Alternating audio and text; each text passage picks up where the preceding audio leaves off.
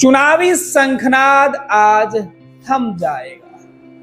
लोकसभा चुनाव के बीच कई राजनीतिक दलों के उड़न खटोले यानी हेलीकॉप्टर, रोड शो, भीड़ भाड़, डीजे की धुन और बड़े बड़े टेंट, तंबू, पंडाल आपको हमने दिखाया है। लोगों के बयान भी सुना है। भीड़ से खचाखच वो चुनावी जनसभा भी हमने दिखाई है, लेकिन बात घूम फिरकर वहीं पर आई है कि जो सियासत में जितना संपन्न है उतना ताकत उसने दिखाई है।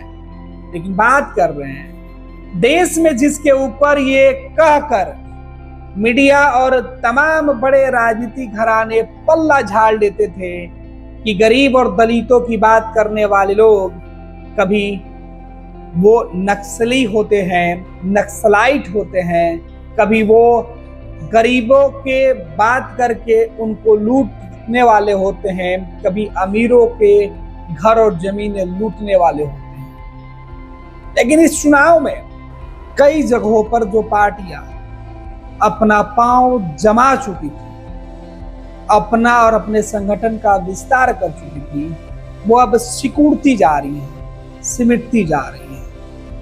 लोकसभा में जिसके सांसद हुआ करते थे, कई राज्यों में जिन पार्टियों के सरकार और उनके विधायक हुआ करते थे, वो अब गिनती के बचे हैं। इस लोकसभा चुनाव में बिहार के 40 में से कई ऐसी सीटें हैं जहां विपक्ष ने वामदल को अपना उम्मीदवार बनाया था। और आज जब आखिरी चरण के चुनाव प्रचार का शोर थमने वाला है, इस बीच हम आखिरी चरण के आखिरी क्षण में वाम दल की एक पार्टी माले की कहानी बताने जा रहे हैं, जिसके उम्मीदवार पैसे की तंगहाली को करीब से जिन्होंने देखा है, बड़े बड़े टेंट पंडाल को छोड़कर गरीबों के घर के दरवाजे को खटखटाना बेहतर समझा है। शहर के तंग गलियों से निकलकर गांव की पगडंडियों तक जिसने चलकर वोटरों के मन में एक उम्मीद और भरोसा जगाने का काम किया है, एक विश्वास जगाया है कि इस बार अगर उनके पक्ष में मतदान होगा तो उनके हक की बातें होगी। माले की बात कर रहे हैं, माले के नालंदा, नीतीश कुमार का गृह जिला, जहां से इस बार डॉक्टर संदीप सौरभ उम्मीदवार हैं। संदीप सौरभ के चुनावी जनसंपर्क अभियान के बीच में उड़न खटोले की आवाज कम सुनाई देती है। बड़े बड़े लग्जरियस गाड़ियों की काफिला दिखाई न के बराबर देते हैं। जब बड़े नेता जाते हैं तभी ऐसा हालात बनता है, वरना लोन पर ली हुई स्कॉर्पियो ही संदीप सौरभ की सबसे प्यारी सवारी है। संदीप सौरभ चुनाव प्रचार में कई लोग उनको मदद कर रहे हैं, जिनकी गाड़ियों में कभी वो दिख जाते हैं तो कभी उनके साथ। लेकिन शहर से लेकर गांव की गलियों में, पगडंडी पर, हर कच्चे और पक्के मकान के सामने हाथ में एक छोटा सा माइक्रोफोन लिए, लाउड स्पीकर जिसको हम बोलते हैं, अपने ही हाथों से लोगों को संबोधित करते हुए ये लोग दिखाई पड़ जाते हैं। इनकी रचनात्मक भाषणें लोगों को काफी आकर्षित करती है।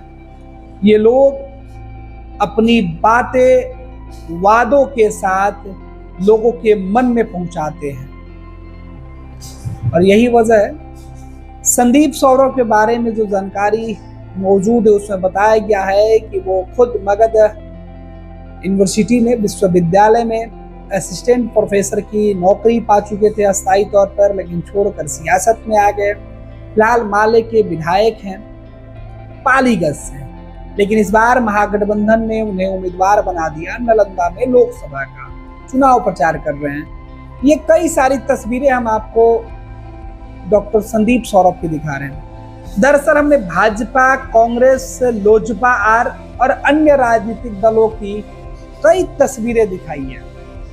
राष्ट्रीय जनता दल के नेताओं की कई चुनावी कवरेज हमने आप तक पहुंचाई है, लेकिन इन तमाम चुनावी कवरेज के दौरान, चुनावी शंखनाद जो हमारा कार्यक्रम था, इसमें बस एक अधूरा जो चुनाव कैंपेनिंग था वो माले का था, जो हम अब तक नहीं पहुंचा पाए। लिहाजा आज हम आपको इस वीडियो के माध्यम से उस लाल झंडे के चुनाव प्रचार की कुछ तस्वीरें दिखा रहे हैं।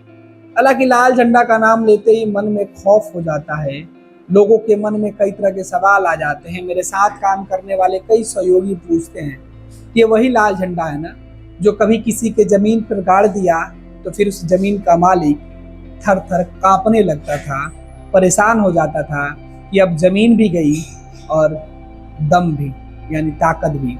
क्योंकि जिस जमीन पे, जिस धरती पे लाल झंडा गाड़ दिया जाता था, उसका हिसाब किताब उसके मालिक से कोई और ही लेता था। ये बातें कही जाती है, इन बातों में कितना दम है और कितनी सच्चाई है ये मैं नहीं जानता, लेकिन ये कहानी हर उस जुबान पे सुनाई और दिखाई पड़ती है, बताया जाता है जिनके पास जमीन होती है। खैर, वक्त बदल गया। एक दौर था जिसमें लाल झंडे का खौफ और उसकी कहानियां खूब हर व्यक्ति की जुबान पर हुआ करता था, लेकिन दौर अब सुशासन का है। ऐसे में बिहार में यह कहानियां कम दिखाई पड़ती हैं। अब तो गरीबों के लिए, भूमिहीनों के लिए जमीन मांगने वाले ये लोग सड़कों पर उतरकर सरकार और सिस्टम के सामने आए दिन यही नारा देते हैं। लेकिन बात इनके चुनावी अभियान की, देखिए किस तरीके से अपने ही मोबाइल से वीडियो शूट करके ये लोग जन जन तक अपनी आवाज पहुंचा रहे हैं। ये संदीप सौरभ का पूरा वीडियो है। नालंदा से चुनाव प्रचार कर रहे हैं संदीप सौरभ। संदीप लगातार विधानसभा में जब आते हैं तो अपनी बातें बड़ी ही खूबसूरत तरीके से रखते हैं। मुद्दे पर बात होती है, गरीबों की बात होती है और समाज के पिछड़े हुए लोगों की बात होती है। जिन दलितों के ये हक की आवाज उठाते हैं, उन्हीं दलितों की हकमारी का आरोप भी इनके ऊपर लगता रहा है। ये लोग सत्ता में बैठने वाले लोग होते हैं जो आरोप लगाते हैं। खैर, संदीप सौरभ जिस तरीके से कच्चे मकान, टूटी हुई दीवारें, तंग गलियों में घूमकर वोट मांग रहे हैं, तब भी इनका मानना है कि क्षेत्र बड़ा है, 70% से ज्यादा घरों में नहीं घूम पाए हैं। और बीच बीच में माइकिंग करते हुए संदीप सौरभ का वीडियो भी आपको दिखाई पड़ रहा होगा, लोगों से वोट की अपील। ये कुछ लोगों की टोली दिखती है, महिलाओं की टोली दिखती है जो अपने इलाके में घूम घूम कर लोगों को बताते हैं। इनका पूरा कैडर चलता है और इनका जो पूरे जो कैडर के लोग होते हैं वो एक दूसरे को कामरेड बुलाते हैं। और इस बीच संदीप सौरभ का जो चुनावी पोस्टर है जिसमें नारा लगा हुआ है, वो भी हम आपको बता देते हैं क्या कुछ इनका एजेंडा है और किस तरीके से अपनी बातें करते हैं। और ये सीधे तौर पे संदीप जिस तरीके से अपने दल के नेताओं के साथ घूमते हैं, अपने गठबंधन के लोगों के बीच पहुंचते हैं और इस बीच इंडिया गठबंधन के तमाम लोगों के साथ ये चुनाव का जो सीधे तौर पर मैसेज देते हैं, लोगों से जीतने और हारने की बातें करते हैं। किसी गांव के पेड़ के नीचे चंद लोगों को इकट्ठा करके चुनावी जनसभा कर लेते हैं। ना मंच बनाने की जरूरत पड़ती है और ना ही किसी प्रकार का भीड़ जुटाने की पड़ती है। तो ये सीधे तौर पे कई कार्यक्रम, कई पोस्टर, और इसमें संदीप सौरभ ये बताते हैं कि इस बार ईवीएम पे उनको जितने नंबर पे वोट देना है आप दीजिए। तो ये संदीप सौरभ है। दूसरी बात हम कर रहे हैं कि संदीप सौरभ जिस तरीके से उनका जो चुनाव चिन्ह है उसे लेकर वो बात करते हैं। संदीप सौरभ का मानना है कि सबको शिक्षा, बेहतर रोजगार, किसानों की एमएसपी की गारंटी, महिलाओं के सुरक्षा के लिए इंडिया को वोट करें। और ये संदीप जो है वो लगातार इस तरीके के नारा गढ़ रहे हैं और नारा के साथ वो लोगों के बीच अपील करते हुए भी दिखाई पड़ जाएंगे आपको। कई तस्वीरें हैं, वो तस्वीरें भी हम आपको दिखा रहे हैं। इस बीच ले चल रहे हैं आपको एक और उम्मीदवार। ये तरारी के विधायक हैं सुदामा प्रसाद। ये भी माले के विधायक हैं और माले के ही उम्मीदवार हैं। हालांकि उम्मीदवार महागठबंधन के हैं। कभी हरे कुर्ते में लाल गमछा लिए तो कभी लाल गमछे के साथ हरे गमछे वाले इनका साथ देते हुए दिखाई पड़ जाते हैं। ये भी कभी एक छोटी सी चाय की दुकान पर बैठकर नाश्ता करते हुए टेबल पर दिख जाते हैं, जहां सुरक्षा का कोई तामझाम नहीं होता है, जहां गाड़ियों का कोई काफिला नहीं होता है। चंद लोग मिल जाते हैं और इनका चुनाव प्रचार शुरू हो जाता है। और लगातार ये अपने लोगों को यही बताते रहे हैं कि किस तरीके से चुनाव प्रचार करें। कभी टेम्पो में, कभी रिक्शा पर, ये कई तस्वीरों में दिखाई पड़ जाते हैं। लेकिन इस बार उम्मीदवार बनने के बाद सुदामा प्रसाद जिस तरीके से चुनावी जनसंपर्क अभियान चला रहे हैं, टूटे हुए घर, लोगों से मिलते हुए और सेल्फी लेते हुए बच्चों के बीच, ये भी खूब लोकप्रिय हो जाते हैं। तो ये माले के जो कार्यकर्ता हैं, माले के जो कैडर हैं, इनके बीच चुनाव प्रचार करते हुए ये लाल झंडे वाले जो उम्मीदवार हैं वो दिखाई पड़ रहे हैं। और खुद छोटा सा माइक लेकर, कभी बिना माइक के ही ये लोग अपनी चौकड़ी लगा लेते हैं और चुनावी अभियान की शुरुआत कर देते हैं। तो आरा से सुदामा प्रसाद को इस बार इंडिया गठबंधन ने उम्मीदवार बनाया है और इस गठबंधन के उम्मीदवार जिस सादगी से चुनाव लड़ रहे हैं, हालांकि कई और अन्य उम्मीदवार भी थे जो इस बीच चुनावी मैदान में थे, लेकिन उनका चुनाव पार हो गया है। खगड़िया और बेगूसराय में भी लेफ्ट को सीटें दी गई थी, उसकी चर्चा आज हम नहीं करेंगे, देर हो गई है।